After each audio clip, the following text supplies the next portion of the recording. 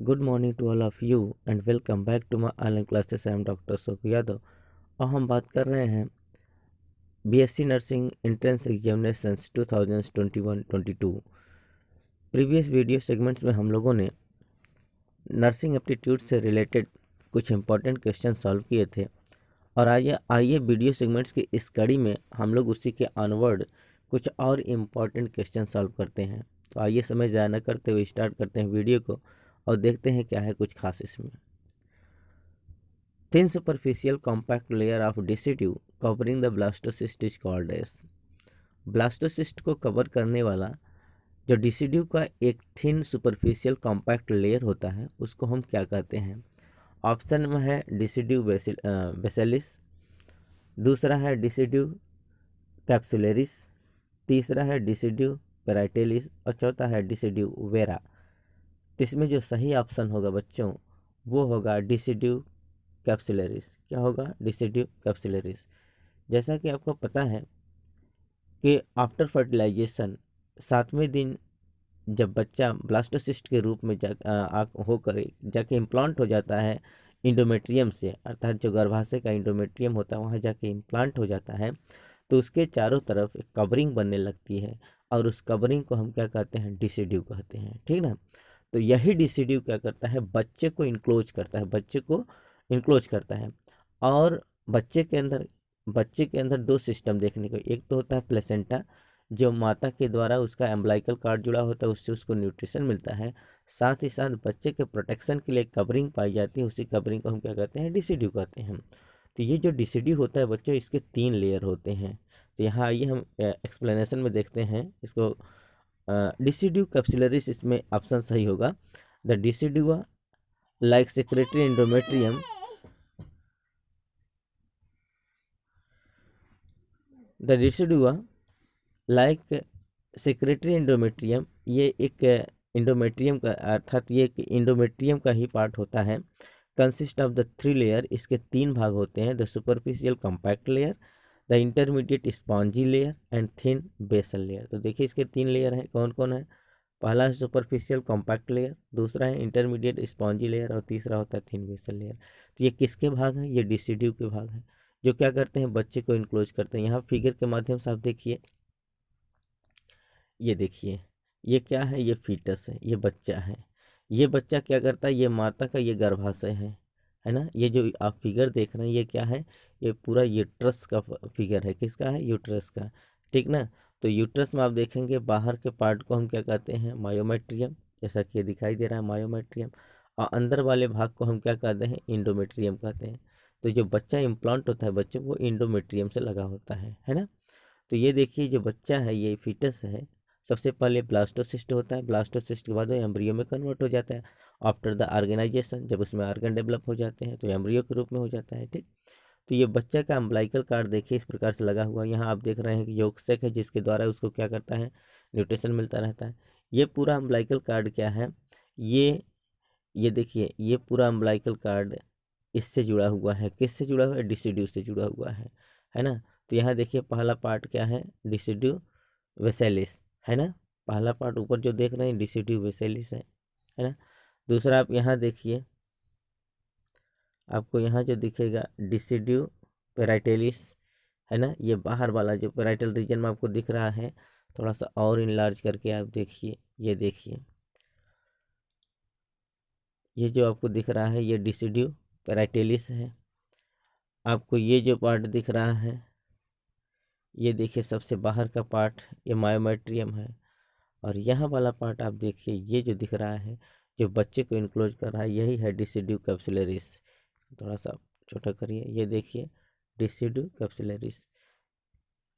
ये पूरा पार्ट ये जो देख रहे हैं बच्चों ये पूरा वाला पीला वाला भाग ये जो दिख रहा है इसी को कहते हैं डिसिड्यू कैप्सुलरिस, जो पूर्ण रूप से इस ब्लास्टोसिस्ट अर्थात एम्ब्रियो को क्या करता है? कवर्ड करने का काम करता है। ठीक। तो तीनों लेयर आप देख लिए हैं। पहला लेयर है डिसिड्यू वेसिलरिस आप देख रहे हैं, दूसरा है डिसिड्यू कैप्सुलरिस और तीसरा आप इधर देख रहे हैं डिसिड्यू पेराइटेलिस। ठीक। तो सब आपको देख रहा है, लेकिन यहाँ जो क्वेश्चन पूछा रहा है ये कि जो ब्लास्टोसिस्ट को कवर्ड करता है। तो ये कौन होता है? ये बिल्कुल कवर्ड जो कर रहा है इसका नाम है डिसिड्यू कैप्सुलरिस। ठीक, और इधर जो आप देख रहे हैं ये वाले पार्ट, ये सब क्या है? ये प्लेसेंटा होते हैं, जिसके द्वारा ये बच्चे को अम्बिलिकल कार्ड के द्वारा जुड़ा हुआ है, ये विलस के माध्यम से, है ना। ये जो आप देख रहे हैं ये शाखा जैसी, ये पत्तियों जैसी संरचना जो दिख रही है ये विलस है ना, जो प्लेसेंटा में आकर इंसर्ट होता है। किसमें? प्लेसेंटा में आकर इंसर्ट होता है, और इसी के माध्यम से बच्चे को क्या मिलता है? न्यूट्रिशन मिलता रहता है। ठीक, तो सही ऑप्शन क्या होगा? और आप ये जो देख रहे हैं ये है प्लग ऑफ म्यूकस, है ना, अर्थात यहाँ से बच्चा क्या करेगा? बाहर आता है ना। ठीक, तो कुल मिला के ये जो आप स्ट्रक्चर देख रहे हैं इसमें आपको क्या दिखाई दे रहा है कि बच्चा जो कवर्ड हुआ है चारों तरफ से वो किसके द्वारा? डिसिड्यू का एक पार्ट है जिसका नाम है डिसिड्यू कैप्सुलरिस। ठीक, इट सो मच इम्पॉर्टेंट।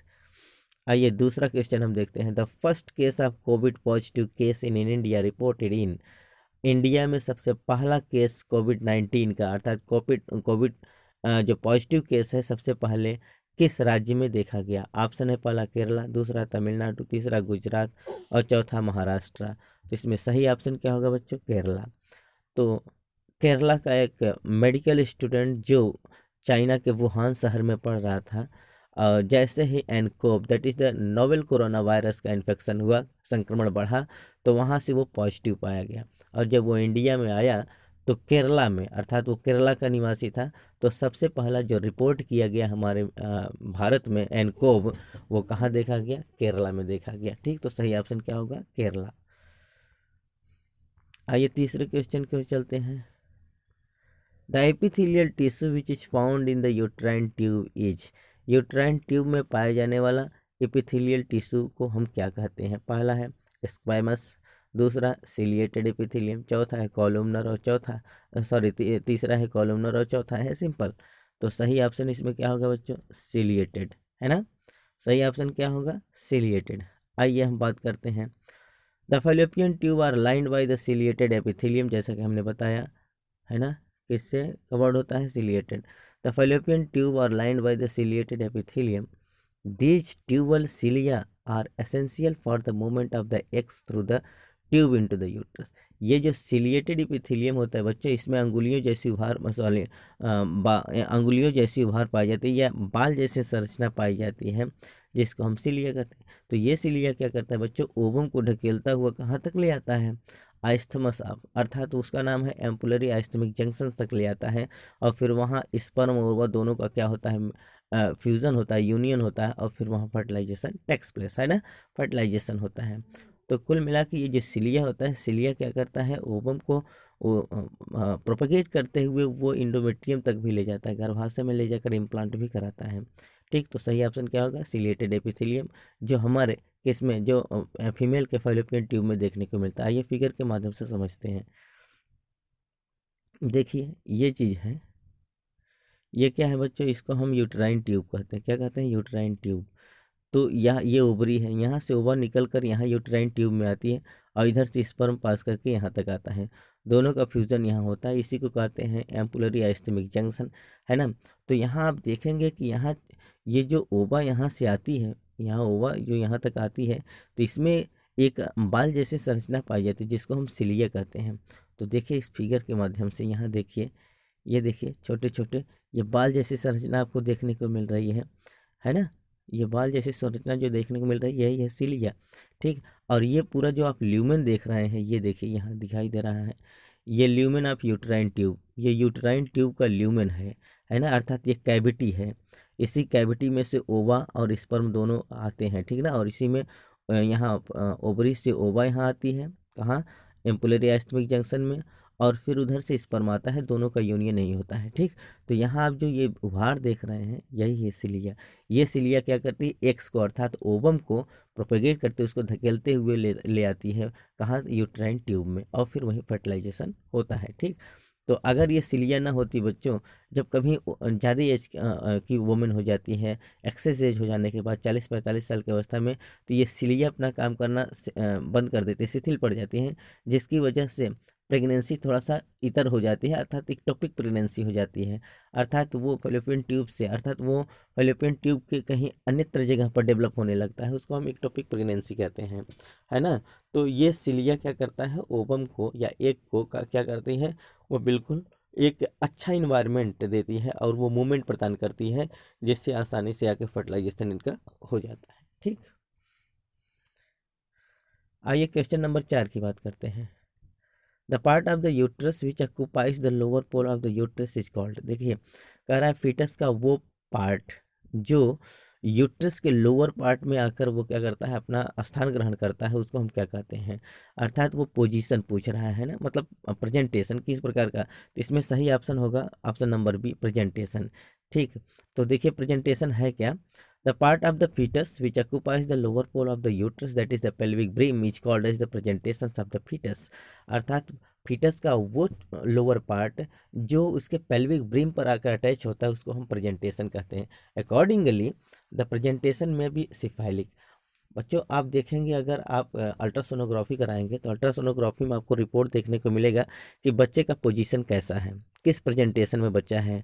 तो अमूमन ये देखा जाता है कि 96.5% बच्चे जो होते हैं सर केबल होते हैं, है ना, अर्थात उनका जो बर्थ होता है, उनका जो जन्म होता है वो पहले सर आता है, इसके बाद में उसके और अन्य भाग आते हैं, है ना। तो अधिकांश बच्चे 96.5% बच्चे सिफाइलिक होते हैं, अर्थात सर केबल होते हैं। 3% बच्चे पोडाइलिक होते हैं, अर्थात पैर के तरफ से वो उनका जन्म होता है। और रिमेनिंग 0.5% बच्चे जो होते हैं बच्चे, वो शोल्डर के तरफ से आते हैं। ठीक है, लेकिन एक चीज़ और भी है, when more than one part of the foetus is present in it is called as the compound presentation. अगर जैसे सर और हाथ पैर सब एक साथ अगर दिखाई देते हैं तो उसको हम क्या कहते हैं, कंपाउंड प्रेजेंटेशन कहते हैं। लेकिन अधिकांशतः सिफाइलिक पोजीशन में ही देखने को मिलते हैं, है ना। तो बच्चे का प्रेजेंटेशन होता है, अल्ट्रासोनोग्राफी आप उठाकर देखेंगे तो उसमें प्रेजेंटेशन लिखा होता है। तो अधिकांशतः क्या देखने को आपको मिलेगा, सिफाइलिक पोजीशन में उनका प्रेजेंटेशन देखने को मिलता है। आइए फिगर के माध्यम से देखते हैं।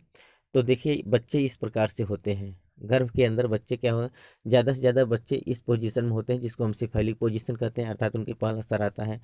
कुछ बच्चे ऐसे हैं देखिए जैसे ब्रिज प्रेजेंटेशन, इसी को कहते हैं। ब्रिज प्रेजेंटेशन क्या होता है कि जब बच्चा सर के बल ना होकर पैर की तरफ से आता है या फिर और, तो उसको हम ब्रिज प्रेजेंटेशन कहते हैं। ये देखिए इसका शोल्डर प्रेजेंटेशन है ना। तो ये शोल्डर प्रेजेंटेशन आपको देखने को मिल रहा है। तो इस प्रकार का जो प्रेजेंटेशन होता है बच्चों, इसको हम एबनॉर्मल प्रेजेंटेशन के नाम से जानते हैं। थोड़ा इस फिगर में और देखिए थोड़ा सा, ये देखिए सिफाइलिक पोजीशंस के रूप दिखाई दिए हैं। ये देखिए बच्चा क्या है, बिल्कुल सीधा है, तो इसको हम सिफाइलिक पोजीशन कहेंगे। देखिए सर इसका पहले है, यहाँ थोड़ा सा देखेंगे तो ये थोड़ा सा ट्विस्टेड है, यहाँ देखिए सर इसका इस तरफ से है। ये बच्चा जो है देखिए शोल्डर की तरफ से आ रहा है, इसका इसी को हम कहते हैं ब्रिज प्रेजेंटेशन, है ना। ये एबनॉर्मल प्रेजेंटेशन है। इस प्रकार के प्रेजेंटेशन में केवल सिजेरियन ऑपरेशन के द्वारा ही बच्चा पैदा किया जा सकता है ना। ठीक, तो ये सब प्रेजेंटेशन आपको देखने को मिल रहे हैं। ये देखिए ऑब्लिक है, बच्चा तिरछा है, इसको ऑब्लिक लाइज कहते हैं। ठीक, तो यहाँ ऊपर जो आप देख रहे हैं ये लॉन्गिट्यूडनल लाइज है, लेकिन यहाँ क्वेश्चन जो सही है वो आपको प्रेजेंटेशन, क्योंकि जिसमें जो बच्चे का पोजीशन देखा जाता है उसको हम क्या कहते हैं, प्रेजेंटेशन कहते हैं। तो अधिकांशतः बच्चे किस रूप में आते हैं, सिफाइलिक प्रेजेंटेशन के रूप में आते हैं। ऑप्शन नंबर बी सही होगा। ठीक, आइए अब हम बात करते हैं क्वेश्चन नंबर 5 के विषय में। Low level of maternal serum alpha fetoprotein level are found in. अर्थात माता के सीरम में लो लेवल का जो अल्फा फेटोप्रोटीन पाया जाता है वो किस प्रकार के सिंड्रोम में, किस प्रकार के एबनॉर्मलिटीज़ में देखने को मिलता है। तो सही ऑप्शन होगा बच्चों डाउन सिंड्रोम में। डाउन सिंड्रोम में क्या देखने को मिलता है कि माता का जो सीरम होता है उसमें अल्फा फेटोप्रोटीन का लेवल डाउन रहता है। ठीक, तो किस में देखने को मिलेगा, डाउन सिंड्रोम में। आइए इसके हम एक्सप्लेनेशन को देखते हैं। Low level of alpha fetoprotein and abnormal level of the human chorionic gonadotropin and estradiol may indicate the developing baby has trisomy। अच्छा बच्चों ये क्या होता है, लो लेवल ऑफ अल्फा फेटोप्रोटीन और जो एबनॉर्मल लेवल होता है ह्यूमन कोरियोनिक गोनाडोट्रोपिन का, यह इंडिकेट करता है कि जो डेवलपिंग बेबी है, जो गर्भ में पल रहा बच्चा होता है, वो ट्राइसोमी है, अर्थात उसमें एक क्रोमोसोम बढ़ गया है। अमूमन क्या होता है बच्चों, क्रोमोसोम के 2 सेट होते हैं, XX या XY, यही देखने को मिलता है।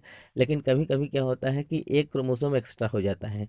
जब एक क्रोमोसोम एक्स्ट्रा हो जाएगा XX या XXY, तो उसको हम ट्राइसोमी कहते हैं। जब एक क्रोमोसोम घट जाता है अर्थात 2n-1 होता है बच्चों, तो उसको हम मोनोसोमी कहते हैं। और जब 2n-2 होता है, दोनों क्रोमोसोम नहीं दिखाई देते हैं, तो उसको हम नलीसोमी कहते हैं। ठीक, तो इस डाउन सिंड्रोम में आप क्या देखेंगे, डाउन सिंड्रोम में ये होता है कि एक क्रोमोसोम अर्थात 21वें क्रोमोसोम पर एक क्रोमोसोम एक्स्ट्रा हो जाता है ना। तो ये कब देखने को मिलेगा, डाउन सिंड्रोम में। ठीक, और ये होता है अल्फा फेटोप्रोटीन का लेवल डाउन हो जाता है, या ह्यूमन कोरियोनिक गोनाडोट्रोपिन का जो लेवल है वो एबनॉर्मल हो जाता है। ठीक, तो ये कंडीशन जो ट्राइसोमी का कंडीशन है आपको कहाँ कहाँ देखने को मिलेगा, एक तो डाउन सिंड्रोम में देखने को मिलता है, और दूसरा एडवर्ड सिंड्रोम में देखने को मिलता है। एक डाउन सिंड्रोम जो होता है वो 21वें क्रोमोसोम पर एक क्रोमोसोम बढ़ जाता है, जबकि एडवर्ड सिंड्रोम में 18वें क्रोमोसोम पर एक क्रोमोसोम की संख्या बढ़ जाती है। और ये क्या इंडिकेट करता है, ये ट्राइसोमी को इंडिकेट करता है। ठीक, it is so much important. तो इसमें सही ऑप्शन क्या होगा, डाउन सिंड्रोम। आइए क्वेश्चन नंबर 6 की बात करते हैं। Passive movement of the head due to the untwisting of the neck sustained during the internal rotation is called. कह रहा है कि passive movement of the head due to the untwisting of the neck, जब हमारा नेक क्या होता है, untwisted हो जाता है, एक तरफ मुड़ जाता है, तो हम हेड का एक पैसिव मूवमेंट कराते हैं। तो इस प्रकार के इंटरनल रोटेशन को हम क्या कहते हैं। तो बच्चों आप देखे होंगे कि कभी कभी गर्दन क्या होता है, वन साइडेड बेंड हो जाता है ड्यू टू द टार्टिकोलिस। उस बीमारी को हम टार्टिकोलिस कहते हैं। और टार्टिकोलिस इसलिए होता है क्योंकि वहाँ स्टर्नोक्लेडिमेस्टोइड मसल्स जो स्टर्नम से लेकर मेस्टोइड मसल्स तक जाता है, तो स्टर्नोक्लेडिमेस्टोइड मसल्स जो होता है बच्चों, ये टार्टिकोलिस जनरेट करता है, टार्टिकोलिस क्रिएट करता है, जिससे गर्दन जो होता है मुड़ नहीं सकता, उसमें कॉन्ट्रैक्चर आ जाता है। तो कंट्रक्चर के लिए जब हो जाता है तो जो फिजियो होता है वो इसका पैसिव मूवमेंट कराता है ना, अर्थात इंटरनल रोटेशन कराता है हेड का नेक के साथ। तो इस प्रकार के रोटेशन को हम क्या कहते हैं, उसको हम रेस्टिट्यूशन कहते हैं। क्या कहते हैं, रेस्टिट्यूशन। तो इस प्रकार का जो इंटरनल रोटेशन होता है, it is commonly known as the restitution. और ये बीमारी ये होता है बच्चों, ये टार्टिकोलिस होता है, और स्टर्नोक्लेडिमेस्टोइड मसल्स के कॉन्ट्रैक्चर से ये बीमारी जनरेट होता है। ठीक, it is so much important. सही ऑप्शन क्या होगा, रेस्टिट्यूशन। आइए क्वेश्चन नंबर 7 की ओर चलते हैं। The most important cause of the postpartum haemorrhage. कह रहा है कि डिलीवरी होने के बाद, पोस्टपार्टम हेमरेज डिलीवरी होने के बाद जो एक्सेस ब्लीडिंग होता है वो किसके कारण होता है, उसको किस डिसऑर्डर के नाम से हम जानते हैं। तो इसमें सही ऑप्शन क्या होगा बच्चों, इसमें होगा atonic uterus. Very very most important है बच्चों, इसको क्या कहते हैं, एटॉनिक यूट्रस, है ना। तो जब डिलीवरी के बाद कंटिन्यू ब्लीडिंग होती रहती है तो उसको हम क्या कहते हैं, एटॉनिक यूट्रस कहते हैं। आइए इसके एक्सप्लेनेशन को देखते हैं। Atonic uterus, that is the atony of the uterus, also called as the uterine atony. इसको यूटराइन एटॉनी के नाम से भी जानते हैं। It is a serious condition that can occurs after child birth. ये एक सीरियस कंडीशन है जो बच्चा पैदा होने के बाद ये कंडीशन क्रिएट होती है। It causes when the foetus it causes when the uterus fails to contact after the delivery of the baby. ये क्यों होता है बच्चों, क्योंकि डिलीवरी होने के बाद नॉर्मली ये होना चाहिए कि यूट्रस को कॉन्ट्रैक्ट कर देना चाहिए। हाँ, यूट्रस क्या हो जाना चाहिए, कॉन्ट्रैक्ट कर देना। तो इसमें क्या होता है, इसमें यूट्रस कॉन्ट्रैक्ट नहीं हो पाता है, और वो क्या होता है, जो पेल्विक ब्रीम है बच्चों वो खुला के खुला रह जाता है, जिसकी वजह से एक्सेस ब्लीडिंग हो जाती है। तो वही कहा गया है, and it can lead to the potentiality life threatening condition known as the postpartum haemorrhage. इसकी वजह से लाइफ थ्रेटनिंग कंडीशन हो जाता है, और इसको हम क्या कहते हैं, पोस्टपार्टम हेमरेज कहते हैं। आइए इस फिगर के माध्यम से देखते हैं। ये देखिए, ये बच्चा पैदा होने के बाद नॉर्मल वे में ये क्या होना चाहिए कि ये वाली दीवार क्या होती है, कॉन्ट्रैक्ट हो जानी चाहिए, सिकुड़ जानी चाहिए। तो इसमें लिखा गया है, normal postpartum patients with contract uterus preventing haemorrhage. जब इसका यूट्रस कॉन्ट्रैक्ट कर जाएगा तो यहाँ हेमरेज नहीं होगा। लेकिन यहाँ एबनॉर्मल कंडीशन में आप देखेंगे तो यहाँ देखिए, आफ्टर डिलीवरी क्या हो रहा है, uterine atony causes the haemorrhage to flow to flow through the uterus, अर्थात इसका जो यूट्रस है बच्चों ये कॉन्ट्रैक्ट नहीं हुआ है, अर्थात इसका जो पेल्विक ब्रीम है ये बिल्कुल फैला हुआ है ना। जो प्यूबिक सिम्फाइसिस होता है वहाँ से जो पेल्विक ब्रीम है ये बिल्कुल जब खुला रहेगा बच्चों तो यहाँ से एक्सेस ब्लीडिंग क्या होगी, बाहर की ओर आएगी, है ना। तो अमूमन क्या होना चाहिए, डिलीवरी के बाद यूट्रस को कॉन्ट्रैक्ट कर जाना चाहिए और इसमें कॉन्ट्रैक्ट नहीं होता है, ठीक। तो डिलीवरी के बाद इसमें कॉन्टिन्यूस ब्लीडिंग होती रहती है। तो कॉन्टिन्यूस जो ब्लीडिंग होती है इसको हम क्या कहते हैं, यूट्रस एटोनी कहते हैं, ठीक। और बच्चा पैदा होने के पहले अगर ब्लीडिंग होती है बच्चों तो उसको हम क्या कहते हैं, प्लेसेंटा प्रीविया कहते हैं। क्या कहते हैं, कभी कभी ये होता है कि डिलीवरी के पहले ही एक दो मतलब 2-3 महीने की गेस्टेशन पीरियड में ही जब कंसीव हो जाती है लेडी, कंसीव होने के 3-4 महीने के बाद ही ब्लीडिंग होना शुरू हो जाती है, तो वो जो होता है बच्चों उसको हम प्लेसेंटा प्रीविया के नाम से जानते हैं। उसमें जो प्लेसेंटा होता है वो सीधे क्या होता है, पेल्विक ब्रीम के सामने आ जाती है, जिसकी वजह से जो अम्बलाइकल कार्ड है उसके कुछ भाग बाहर की ओर निकलने लगते हैं और वहाँ रप्चर हो जाता है जिसकी वजह से ब्लीडिंग होने लगता है। तो इसमें इसमें स्पॉन्टेनियस एबॉर्शन के चांसेस बढ़ जाते हैं, ठीक। तो डिलीवरी के पहले ब्लीडिंग होगा तो उसका नाम प्लेसेंटा प्रीविया, और डिलीवरी के बाद अगर ब्लीडिंग होती है तो उसको हम क्या कहते हैं, यूट्रस एटोनी। और ये क्यों होता है, due to the fails of the uterus contraction, है ना, अर्थात यूट्रस कॉन्ट्रैक्ट नहीं कर पाता है जिसकी वजह से ब्लीडिंग होती है, जैसा कि आप इसमें देख रहे हैं, ठीक। It is so much important. आइए क्वेश्चन नंबर 8 की ओर चलते हैं। The type of abnormality where the umbilical cord is attach to the membranes is called as, कह रहा है कि एक प्रकार का एबनॉर्मेलिटी जिसमें अम्बलाइकल कॉर्ड मेम्ब्रेन से अटैच हो जाता है तो उसको हम क्या कहते हैं, ठीक ना। तो उसको हम क्या कहते हैं बच्चों, उसको हम कहते हैं वेलामेंटस प्लेसेंटा। क्या कहते हैं, वेलामेंटस प्लेसेंटा कहते हैं, ठीक। तो इसमें सही ऑप्शन क्या होगा, ऑप्शन नंबर बी सही होगा। जैसा कि आप ये देख रहे हैं कि इसमें कभी कभी ये होता है कि जो अम्बलाइकल कार्ड है वो सीधे कहाँ आ जाता है, पेल्विक ब्रेम के सामने आ जाता है, ये आप देख रहे हैं। तो ये बिल्कुल उलट के कहाँ चला जाता है, नीचे। तो इसको हम क्या कहते हैं, वेलामेंटस प्लेसेंटा कहते हैं। क्या कहते हैं बच्चों, वेलामेंटस प्लेसेंटा कहते हैं। It is so much important, ठीक। ये देखिए इस प्रकार का सीन दिखाई दे रहा है। नॉर्मल कंडीशन में प्लेसेंटा को ऐसे होना चाहिए, लेकिन यहाँ आप देखेंगे तो ये मार्जिनल प्रेजेंटेशन आपको देखने को मिल रहा है। इधर देख रहे हैं कंप्लीट प्लेसेंटा। तो कभी कभी ये जो अम्बलाइकल कार्ड है ये नीचे की ओर आ जाता है, ठीक। ऐसे प्लेसेंटा प्रीविया में भी आपको देखने को मिल जाता है, ठीक। क्वेश्चन नंबर 9 की ओर चलते हैं। The total lung capacity in the healthy adult mail से इज अप्रोक्सीमेट, कह रहा है एक हेल्दी अडल्ट मेल में जो लंग कैपेसिटी होती है बच्चों वो कितनी होती है। तो बच्चों आप पढ़े भी होंगे ह्यूमन फिजियोलॉजी में, रेस्पिरेटरी सिस्टम में। तो इसमें जो लंग की कैपेसिटी होती है, जो उसकी एफिशिएंसी होती है, दक्षता होती है बच्चों एक हेल्दी पर्सन में, वो कितनी होती है, 6000 ml अर्थात 6 लीटर। कितना होता है, 6 लीटर, ठीक। या फिर इसको हम क्या कह सकते हैं, 6000 ml लंग्स की कैपेसिटी देखने को मिलती है। तो इसमें ऑप्शन नंबर सी सही होगा, ठीक। कितना होगा बच्चों, ऑप्शन नंबर सी सही होगा। आइए क्वेश्चन नंबर 10 की ओर चलते हैं। The ideal roller bandage applications for body part where the thickness varies such as over the forearm is, ठीक। तो इसमें सही ऑप्शन क्या होगा बच्चों, इसमें सही ऑप्शन होगा रिवर्स स्पाइरल। कौन सा ऑप्शन सही होगा, ऑप्शन नंबर सी सही होगा, रिवर्स स्पाइरल, ठीक। तो इस प्रकार से बच्चों आज हम लोगों ने कुल 10 इंपॉर्टेंट क्वेश्चन को सॉल्व किया है। ये बच्चों है नर्सिंग एप्टीट्यूड अर्थात बीएससी नर्सिंग एप्टीट्यूड वाला पार्ट हम लोग कवर कर रहे हैं। ये बहुत ही इंपॉर्टेंट है बच्चों। ये आपके एग्ज़ाम में 20% अर्थात 40 क्वेश्चंस आएंगे। तो ये जो लेक्चर है बच्चों ये किंग जॉर्ज मेडिकल यूनिवर्सिटी के बीएससी नर्सिंग एंट्रेंस एग्जामिनेशन के साथ साथ अटल बिहारी वाजपेयी एंट्रेंस एग्जामिनेशन के लिए भी बहुत उपयोगी है। साथ ही साथ राजस्थान नर्सिंग मेडिकल कॉलेज से भी आया हुआ है।